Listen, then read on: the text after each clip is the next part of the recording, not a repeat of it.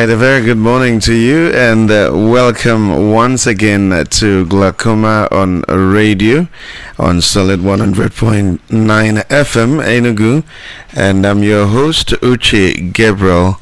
Have you ever wondered why we don't get tired of talking about this? It is because it's important that you protect your eyes, and each time a case shows up late, we wonder what will have happened if the person got this information earlier than when they showed up. Today we are continuing discussing a condition often described as the silent thief of sight, and it's glaucoma that we're talking about. I know you don't like the sound of that, neither do I, but the only thing we can do about it is to make sure that we don't fall prey to it. It quietly damages the optic nerve, and if not properly detected and managed, and early detection is key, it can lead to irreversible vision loss. Irreversible means that you can't get it back. If it is lost, it is lost. But here's a powerful message this morning. A diagnosis is not the end. You can live well with glaucoma, and that's a possibility. So with early detection, proper treatment, disciplined lifestyle choices, and the right support system, individuals living with glaucoma can protect their vision and maintain a high quality of life. So whether you have been diagnosed, or you know someone who has, or simply want to protect your eyesight, this conversation is for you. And we're privileged to have an experienced ophthalmologist in the studio who will be sharing practical and confidence boosting insights on how to live well with glaucoma. Dr. Obin Nashiwobi, you're welcome to the program.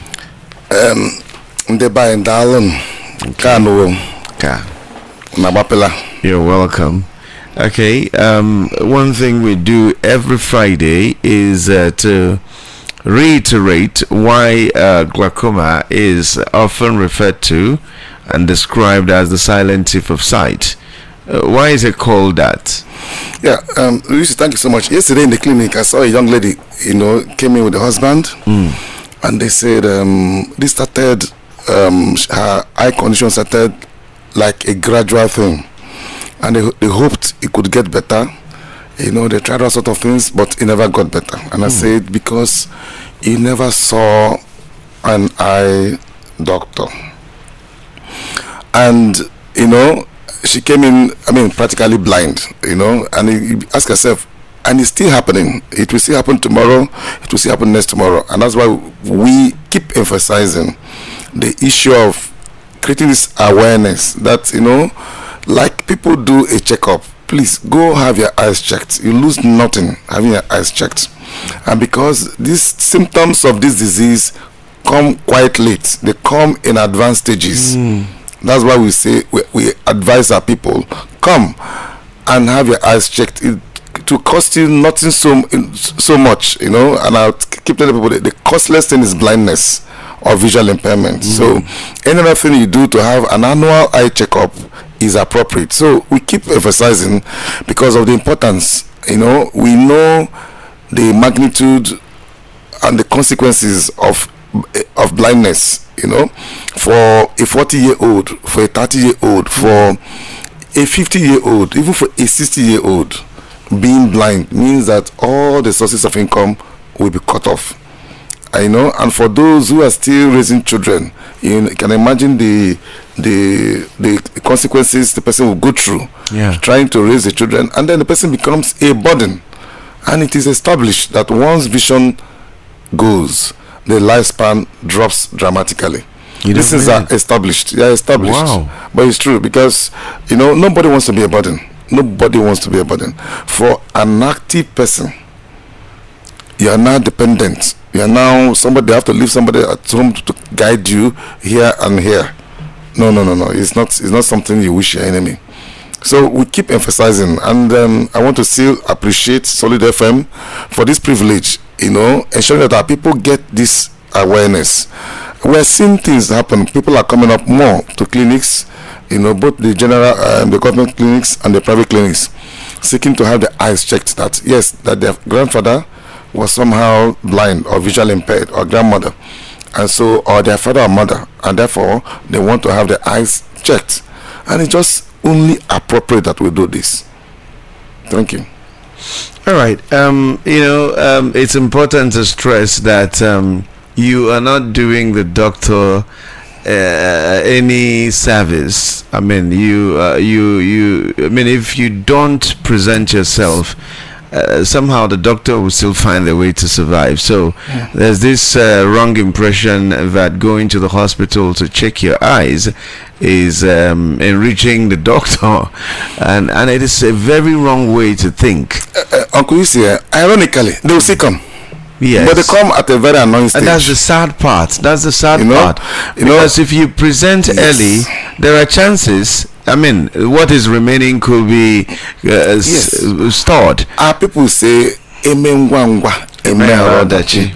Those who come early and they are caught early, they are better managed. Yeah. They live a normal life.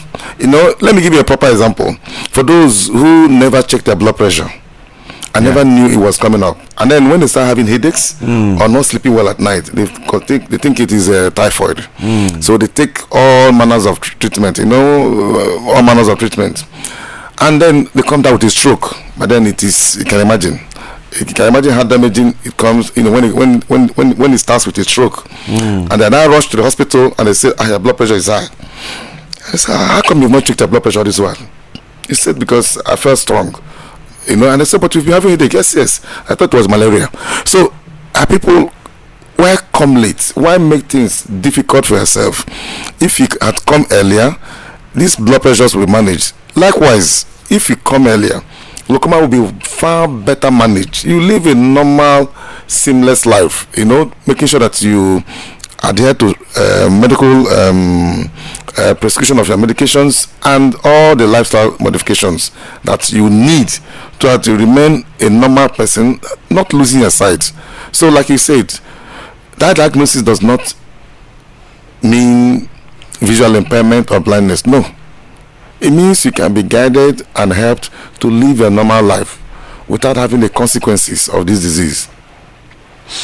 Another thing that is worthy of mention is also there's the religious aspect of it, and Christians are, I don't want to sound derogatory, but sometimes we're very careless, and we also assume that God will do for us what we can do for ourselves, and so people believe that terrible things, what I don't know cannot hurt me until the person is down with blindness or almost blindness. You might want to talk about that before we let me help you on the issue of it is not my portion, and then whose portion will it be? Okay, you see, I have this radio program this morning. Okay, I could have actually stayed in my room and then prayed and asked God to transport me from my room to Solid FM. I need a mental evaluation if I begin to think that way. And the same thing that people do, they like you said, yes, and I understand their caution. People are creating a very bad impression of Christianity. Yes, Christ never did that for us. He did things himself. He made sure, he went to places. He prayed before he did anything, and God guided him and helped him. And so also we who believe in Christ should also do the same thing. Now, like you said, God will not do for you what he has given you every privilege, every necessity to do. You have legs, you have eyes, you have brain, and then when you are sick, and that is why we are having much death, sorry for the digression, from cancers, because when they come and they say it is like, they say it's not my portion, and then they begin it with 1 day fasting and prayers. Who told you God does not work? God is not working with the doctors and nurses. The doctors and nurses in the hospital are agents of God. That is what they are. Just like the transporter who converts me from here to Soka. is also an agent of God. So just like the woman who, if I had not cooked meal this morning and I'm able to buy breakfast from her, it's also an agent of God. Yes. So our people should stop misapplying God's grace, and know that there are things God has given us, the divine wisdom to seek and to help ourselves. It will only be laziness, and God does not encourage laziness. That is it. Look at the Proverbs. He keeps seeing the admonition about being lazy. That God does not like a lazy person. So our people should know this. There are basic things we should know, and then when we do things, we should be practical about them. Like that's why I gave the example of conveying myself. Let's say, okay, I went about over the weekend. I could have actually said, okay, let me stay here. God, maybe when I do 6 to 6, this I will be there. I'll be in Abba. I mean, it is now the other sad thing, we are we're just not doing well when it comes to medical checkup generally, but I think it's even worse with something as important as our eyes. The other time I said I imagined being blind one day. I closed my eyes very tightly and I was trying to navigate through the house. I kept bumping into things, and so I began to imagine what people who are blind go through. But do you know, and I'm sure there's probably data to support it, that an average Nigerian has not gone to hospital in all of his lifetime for an eye checkup. I mean, and when you come down with one terrible eye disease, that money that you were given as an excuse, because some people tell you person never chop, you they talk of eye checkup, suddenly the money will start coming. You will even start borrowing. But it's true. And then when anything happens to the person, you see wonderful people who want to give a cow, for the better. Like you see, I'm making the work easy for me, and I think it's good for people to listen, to know that it is the way you make your bed you lie on. Yes. It is the premium you put on your life that shows that this life is important to you. And then I keep saying that what annoys is that when you fall to a disease or a condition that is preventable, like having a monthly checkup of your blood pressure, having a 6 monthly checkup of your blood sugar, even a monthly check of your blood sugar, as you grow in age, It won't kill you. It is only appropriate. If people frequent beer parlors, I mean, it's good time. They want to have their good time. That's okay. But I mean, also yes. So put that premium on your life, that you have your life checked. Don't say my grandfather lived up to 100. Don't say my father lived up to 90. Never went to hospital. Don't boast about wrong things. There were days when we boasted. There were days I would say we also live in grace today. And then when we use breast milk to apply in conjunctivitis, not now. So our people should know that we should do what is appropriate. Now, cancers are taking people's lives because our people refuse to do the needful. If they do the needful, these things will be caught on time, and when caught on time, the prognosis is beautiful. Then outside the country, you see how many people are cancer survivors. And then like you said, it's only appropriate, and that's why you said we will not stop. We keep re-emphasizing, emphasizing, re-emphasizing, pleading with people until they find it appropriate to do the needful for themselves. So in that way, we will have people protected from going blind from glaucoma and other health conditions. So this is just appropriate. Thank you so much, sir. All right. So what exactly happens in the eyes when someone develops glaucoma?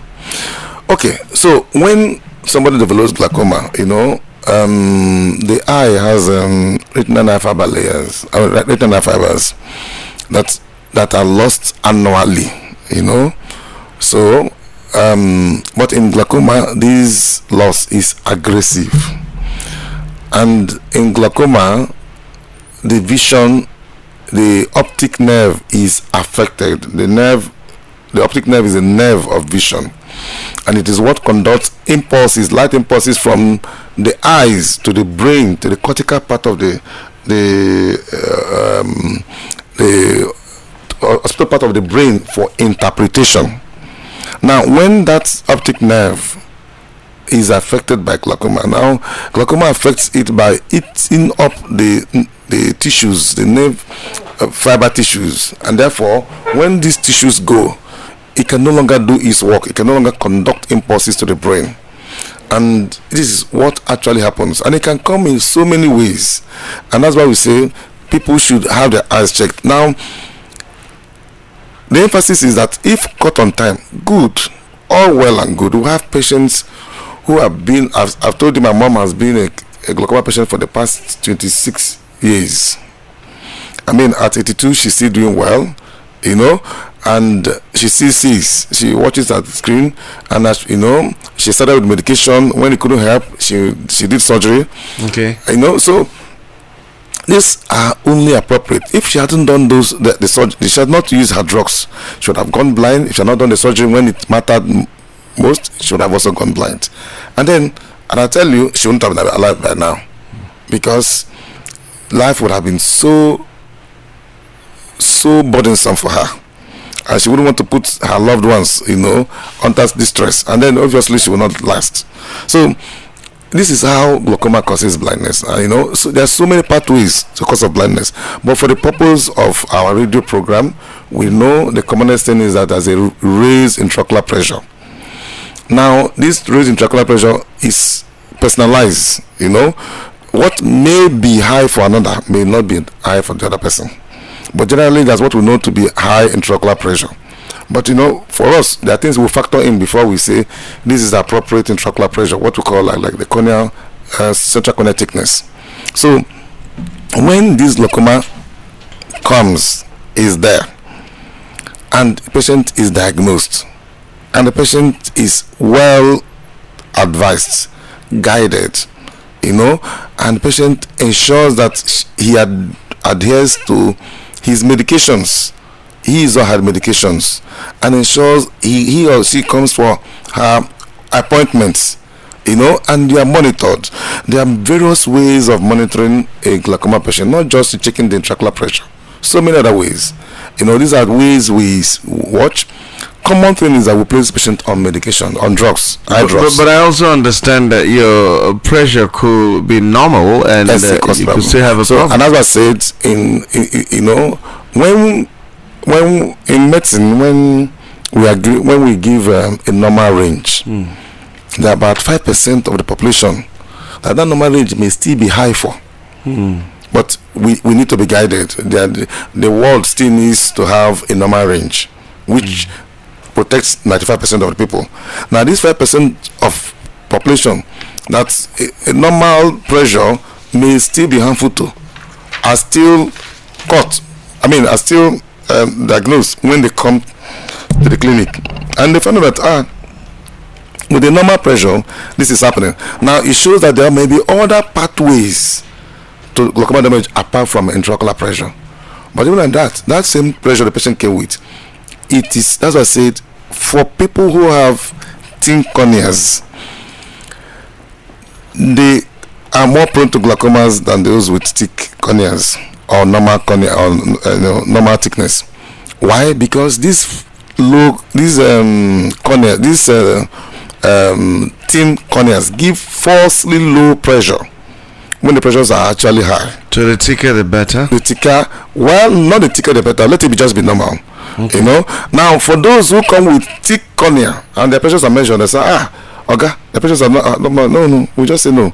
You have to factor in the thickness to the pressure. And if you know that when you get the appropriate pressure and you remove the effect of the thickness, and if you find out the pressure is now within normal, so you don't need to put the patient on any medication because this is normal. That's what I said, is only appropriate in all these things, because of this. That's why it is appropriate for a glaucoma patient to be managed by an ophthalmologist who is trained, who is a medical doctor, trained in everything that has to do with eye and its diseases. So he's a physician and he's also the surgeon of the eye. So having said this, so this is what happens, because glaucoma causes this, and why it is deceitful is that the vision is lost from the periphery, and what we use most times is the central vision, and that is the last to go. So because you use the central vision, you do not know that your vision, you're actually having your vision is impaired, or your visual field is constricted. And because the vision of one eye overlaps into the visual field of the other, both the right and the left, they all overlap into the visual field of the other. And because of that, when one eye is going, you may feel that eye is seeing, until one day you just close one eye, the better eye, this eye is not seeing, and you now do it multiple times, find out that one eye is actually not seeing as good as the other eye. It must be scary to find out. Yes, but even that is good. So when they come, we just say, look at what is happening. A patient came and said he was insisting. So you now save what is less than the other. Look, the banker, this eye is not seeing as I just have to close mine now to be sure. Yeah, so people can do it at home. You close one eye, you look, get a target. You close the other one and look. Then look at how clear it is and how comfortable it is for you to look at it. Because the two things should be achieved: clarity and comfort. So if one is not seen as good as the other, please try to know why. Because we may actually be saving your sight. So this is how it comes, and this is why we say it is deceitful. One, the overlap of the other eye into the other field. Two, because it starts from the periphery, and the last to go is the central vision. And thirdly, these increased pressure may not cause headache or pain. It may not cause headache or pain, and therefore patient feels I am normal. So it's difficult, like the lady I saw yesterday. I know how painful it is, and when they came, as well as they were giving their history, I actually had a mind of where they were going to. And when I examined it, I told Madam, this is an advanced glaucoma, on both eyes. So how did she feel here? Well, you do a good work by trying to cancel them, and that, Madam, we can only protect the little he came with now. That's all we can do. Yeah, because it's an irreversible disease, and is also a progressive disease. Now I'm going to ask a question which I think is important. A lot of people find it hard to distinguish between glaucoma and other eye diseases.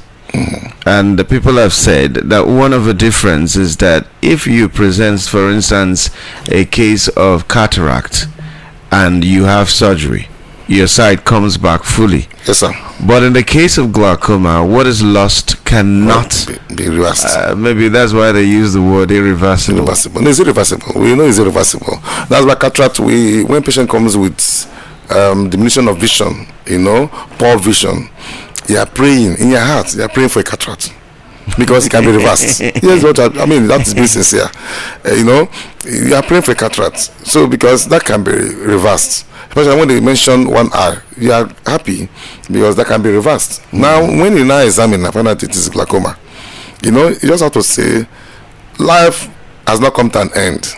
Yeah, it has not come to an end. Now, we may not improve your vision, but we want you to know that with this eye, with this vision, we can protect it all your life and ensure that you live a normal life, and that things you do for a living, you don't stop them. But very importantly, you have to have some modifications that augment, your eye health, so that you don't lose further. So it is only appropriate for people to understand this. So we tend also to cancel them there and there, because so that they don't feel bad. And then when they hear glaucoma, people should not be afraid. In the next 2 weeks, we'll be celebrating World Glaucoma Week. Yes, I think so. Yes, the next is the second Thursday of March is World Glaucoma Day. So that whole week, because of the importance of glaucoma, and because it is commonest among the blacks, and commonest among the Igbos. So Nigeria, we don't play with it. So that from that Monday to Saturday, we have programs. I also know that the hospitals will soon start coming up with their programs like free checkup. I think on the 14th, the eye specialist hospital has a free checkup, so people can come, and then before you know it, I think UNTH, Park Lane, Godfrey University Teaching Hospital, they now start coming up with their own program. So we really don't have any excuse as to not getting a checkup. And it's a free. I mean, these are free ventures. People should come and have their eyes assessed. Why are we doing this? Like, Solid FM is doing this as their social responsibility to the people, social corporate responsibility to the people. The hospitals also owe it to the people to do so. You know, once that week passes or that Thursday passes, any other day come, you pay. You know, but our people should actually take advantage of these corporate responsibilities and then help themselves. So this is why we say it is deceitful, and why we say it's a thief. You know, and when a thief steals your thing, you may not know, you know, until it has been stolen. So I like the analogy. I don't know whether it's you or Dr. Suhanya used. If you have, let's say, a pile of cash, yes, okay, and the thief comes to just take one. You know, not a bundle, just I one. told you, yes. One. You probably One note. You will not notice it's been taken until a sizable chunk has gone, and then you say, who took my money? It's been taken. Yes, Uncle, you come in, you look, you open your drawer, you see it, you nod your head in affirmation that money is intact. Not knowing that it is being taken out one note. Yes. That's the right expression. You know, and then you know, your eyes also adjust to the gradual decline of the thickness until one day you so as it's going down, your eyes pretend it's okay. Yes, pretend it's okay. You're also adjusting to the gradual decline. I mean, the gradual reduction in the size. Sometimes it's not noticeable, it's right? Not noticeable. It's not noticeable. I mean, you just have to be, you know, a very meticulous person. Maybe you have marked marked it. Even like that, even if you mark it, things can still go wrong. The person, a smart thief can still know what to need to keep it that way. So that is what actually happens. I'm learning that one in glaucoma. Our people should know. And then, like I said, you know, I keep giving an example. You know how your car is to you, Uncle Isi, and how you want to make sure that it is, you know, in top form. I mean, it is well maintained. But you know, the Osisi Nami Tampoloma is almost always denied this basic, you know, necessity. You know, instructively, yesterday they started working on mine, and the transfers I've made is nearing 200,000. See? Okay, so but someone has this money, but just doesn't understand that your eyes are more important. Your eyes are more important than your car. Well, it's true. No, it's true. You are better off with your eyes than your car. People who actually want to buy a seeing eye, if it can be transplanted worldwide, technology has not gotten to that extent where we can transplant an eye. You know, we can transplant. So why will I be willing to spend 200,000 naira to get my car in top form, and I can't pay 10,000 to go and check my eyes? Yes, to have an that is annual checkup. Not the one of you have to. Not even like every month. Not every month. Annual checkup. Just annual checkup. For those who don't have any issue, for those who are already diagnosed of having glaucoma, yes, every 3 months, every 4 months. You know, depending on how we see you as responsible, and that you are doing the needful, and that you are even more serious, you know, in taking care of yourself than the disease. You know, that's not too much. That's not too much. So it's not too much, you know, to say so. You know, so this is actually what it is. So it is an appeal to our people. I mean, we lose nothing. We lose nothing. Okay. Seeing the world that is beautiful, the creatures of God. Who are listening, we'll be generous this month. This is Friday. This is weekend, so we'll be recharging some people. Those who call in, we'll be giving our recharge cards. To enable you, be part of the conversation, especially those who've been calling. We want you to call in today. You either ask us a relevant question about glaucoma, or we are going to ask you. You can also share one key lesson that you've learned from today's program, or we can ask you. Okay, I'll just take a few more questions, and then we will get the talk lines open. Okay, you know, we live in a world where it seems that there's what they call a herbal renaissance. Okay, suddenly our people. We understand those ones, herbal renaissance. Well, herbal, yes, and even cultural renaissance. I mean, it is okay for people to understand that. We all agree. I mean, when we say eat fruits, we're also being herbal. When we say do natural things, now why we will not be able to put herbal medication in the eye is that we don't have it's not evidence based. Now if we know that if you go and bring the ogo, the fruited pumpkin, and you bring out the juice, it can cure glaucoma, we will all jump up. You heard about the issue of the drug that injectable that is shot that we take for 2 years. They are protected from HIV virus. Now every doctor, every nurse needs it. Everybody who works in the hospital needs it because of what we face. Because we touch fluids, we touch blood, we touch fluids. So we all need it. So we also need such interventions. The world will be happy. We will be glad. In that I heard that the Nigerian is part and parcel of that team. I mean, it is good. So when they talk about herbal medication, it is good. If we are sure of what we are using, we need to know the components.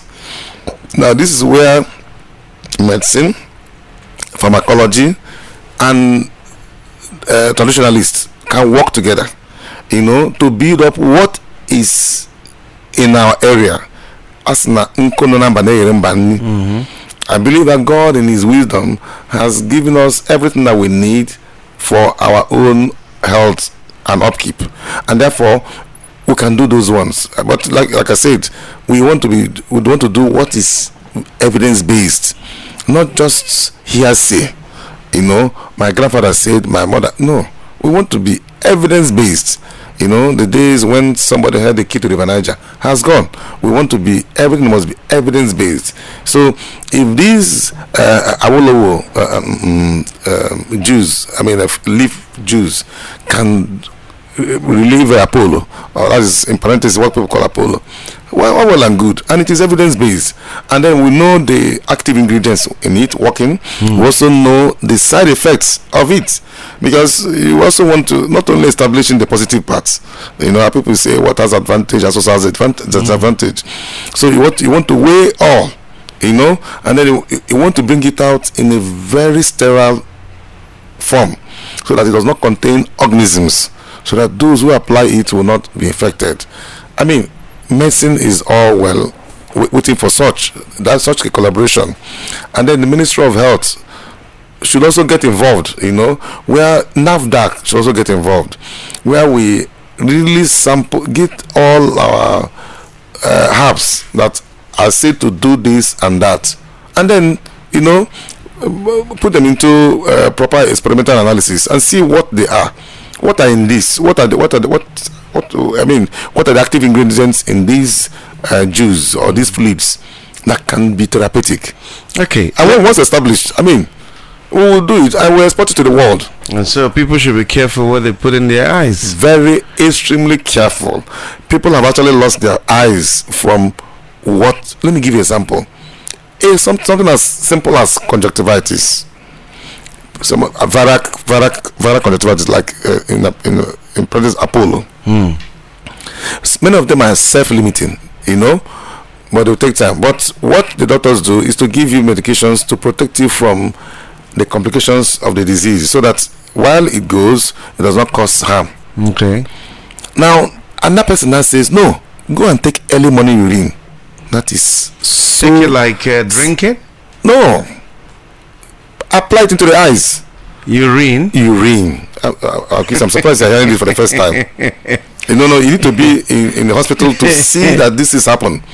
And very annoyingly, among undergraduates, and I asked them, is it not a waste product? Who told you this? The same person who offered you this advice would never do it, would never apply it. How come you fell for this annoying? So it happens. by virtue of coming, I'll ask you, what and what have you put in the eyes? And they will tell you. Even the mother will not shout, yeah, he did this. I said, don't leave the child alone, or leave the son alone. Maybe when they come with their parents and they're all worried, I know what they said. You never told me. I said, because you never asked. We are here, we see these things, and we're asking these questions. So our people apply urine, apply breast milk, apply all sorts of things.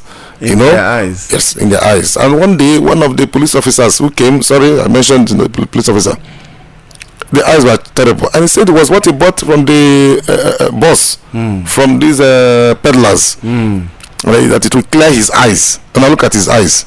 The eyes is not clear again. And he's running risk of blindness. For an eye that, he had no issue. He wanted to something that to clear his eyes. Clear your eyes to do what now? To see somebody as double or what? So our people keep doing these wrong things, and they spend money on wrong things. One, because of, I don't know, skewed beliefs. The last thing I like you to do now is let's imagine I've been diagnosed for glaucoma. How do I live well? Okay, beautiful. I just want to say thank you so much. So, if you have been diagnosed with glaucoma, be just nothing to be afraid of. Be a normal self. Be happy, because you have treatment for it. So, listen to the doctor. Advise you appropriately. He gives you medications, tells you how the medications will work and the possible side effects of these medications, and then he insists, please be strict with this, and then you should adhere to these medications and medical advice. And then he tells you, I want to see you in 2 months time, and then please make sure you create that ample opportunity to see him. Some will not come until after a year. Yes. No, some will not come. So you come in 2 weeks, 2 months time, and he evaluates you and says, you are doing so well, I'm impressed, please keep it up. And you go home. Now, we also understand that some of these medications may be costly. But you see, and I say blindness is costliest. Visual impairment is costlier. And that if this is costly, you ask yourself, are you ready to trade in your sight, and save the money? And then if you save the money and you go blind, you can't make money anymore. So it is only appropriate that people adhere to strict adherence to their medications and medical advice. And then we say, keep your appointments. And very importantly, there are some lifestyle modifications. We'll talk about what you eat, we'll talk about exercise, and we ask you about moderation in things like you do, like alcohol, and smoking, how to stop. So in all, it is for ocular health, your eye health, to be maintained. And then you have assurances that if you do the needful, you will not get worse. Your vision will be intact. And now, why do you need to be reevaluated why do you need to keep up your appointments? Because the pressure, the drug they gave you last year, and you were good with it, you were strict with it, you adhered to it, maintain the pressure all through last year. Now, but this year, that drug is no longer able to maintain your pressure. Now we gave you 1 eye drop. We can make it 2. Or give a combined eye drop that contains two active ingredients as 1 eye drop. And that's why it needs to be evaluated. So we keep like this for years, for decades, until we find out that, these eye drops are no longer maintaining your eye pressure. We may need to do something else. Either we talk about lasers or we do surgery. Currently, lasers are even now first line of treatment in some places. So it can be even offered at the first point of call. So the patient will be without medications. He has done a laser, but he needs to also come for checkups, so that at any time that pressure starts rising, we can introduce an eye drop, introduce an eye drop, and the eye drops do well over the years, and then starts increasing again. We can now consider surgery. All in all, the treatment is personalized. What is given to A may not be what is given to B. what the doctor does is to ensure that what I'm giving is good for this patient, for his personality, for his work, and for his type of person.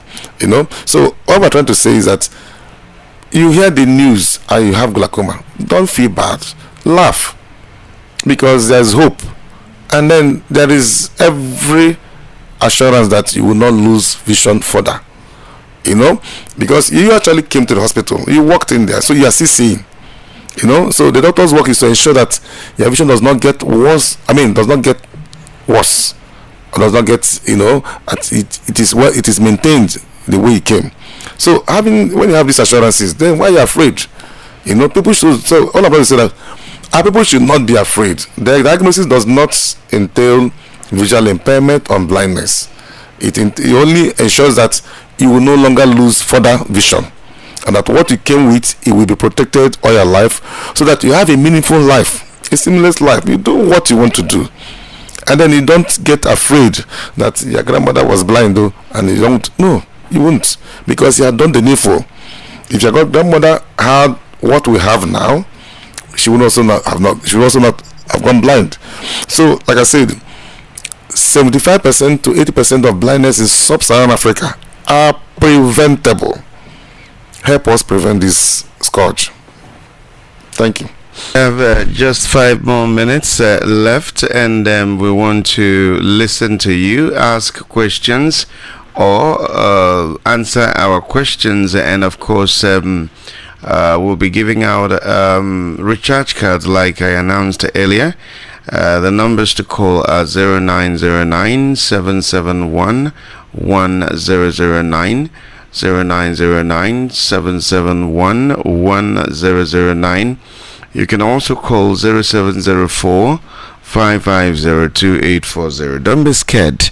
We're not flogging anyone. Hello, good morning. Good morning, sir. Good morning. What's your name? My name is Esther. Esther, where are you calling from? Cross River. So, are you going to ask me, or do I ask you? Ask me. Okay, I shall ask you. Okay. Yeah. So, what did you learn today from the broadcast? Something you didn't know before. What did you learn today from the broadcast? Okay. What I learned today is that if you are a person that has been vaccinated, you need to go like 4 times. But if you have never been vaccinated, you should go annually. Okay. So what's your name? What's your name again? Esther Daniel. Esther from Cross River. Okay. I will be announcing a number you send me so we can recharge you. Hello. Good morning. Good morning. Yeah. Good morning. What's your name? I'm Ndivisi from Mungu. My friend Ndivisi, how are you? I'm fine. God bless you. Okay. Good. So, do I ask you a question, or you want to ask? Let me ask. Okay, go ahead. I want the doctor to let me know whether glaucoma causes smoky vision or any other eye disease causes smoky vision. Okay. Thank you for that. We'll still... Yeah, go ahead as quickly as you can. The commonest cause of smoky vision is a refractive error.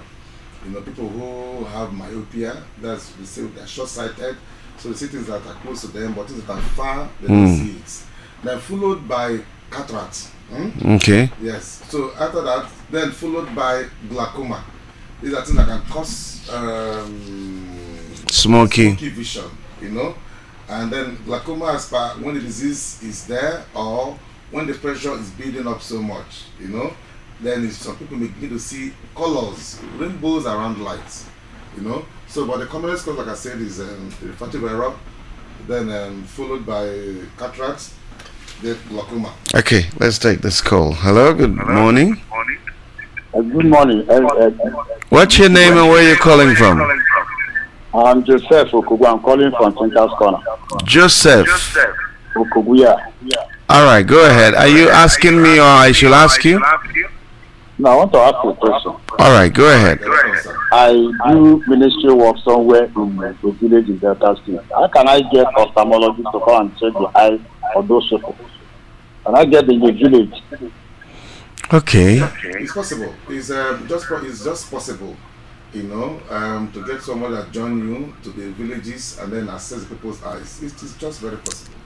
Maybe the anchor of this program get across to him, then we can discuss from there. Thank you very much. You're welcome. Okay, because of time, we'll end here. But I have 3 people I'll be recharging their phones today.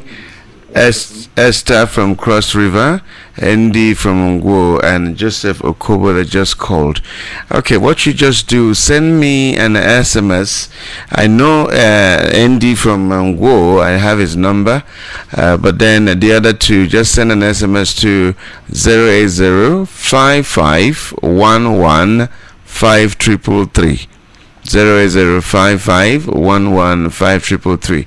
Dr. Obinna, a quick one. Let's close. Yeah, okay, so just to say that our people should know that glaucoma is not a sentence for blindness or visual impairment.